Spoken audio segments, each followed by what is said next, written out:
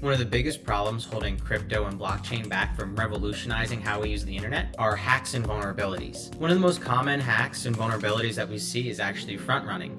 In today's video, we're going to be going over what front running is and how to actually mitigate this. My name is Anthony with the Blockchain Dojo, where we teach you how to be a blockchain ninja. If you learned something new, please like and subscribe for more content.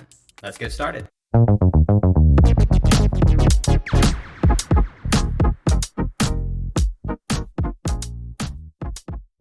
So we'll get started here. Transaction front running we'll get started with going over what transaction front running is. Transaction front running is when a malicious user copies a transaction but pays extra gas in order for their transaction to be processed first. This is the first step into a sandwich attack, as well as can be used for price manipulation, transaction blocking, and more. In this example here, we have a contract in which it's like a guesser or a puzzler or solver, where a user has to guess what the solution is, and then if they're correct, then they are transferred the prize, which is 15 Ether in this example. How transaction front running plays a part into this is let's say I figure out what the correct solution string is, and I submit that transaction.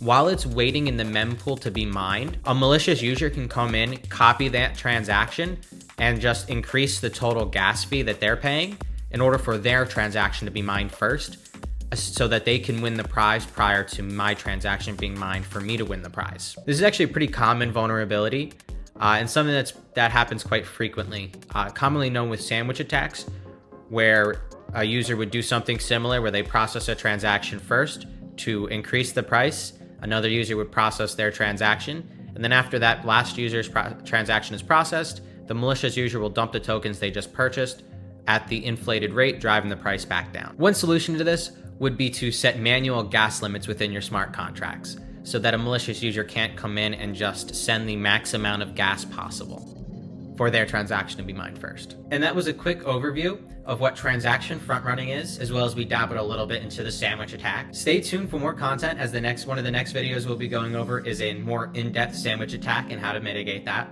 If you learned something new, please like and subscribe, and stay tuned for more content.